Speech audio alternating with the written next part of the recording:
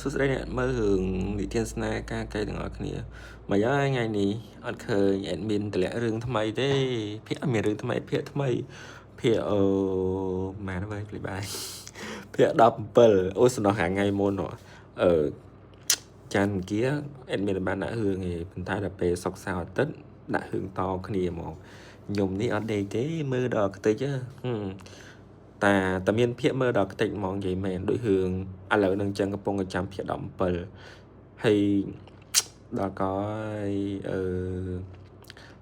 តួឈ្មោះអីនេះតួឈ្មោះអីប្រពន្ធស្ដេចនោះអគ្គមហេសីឥ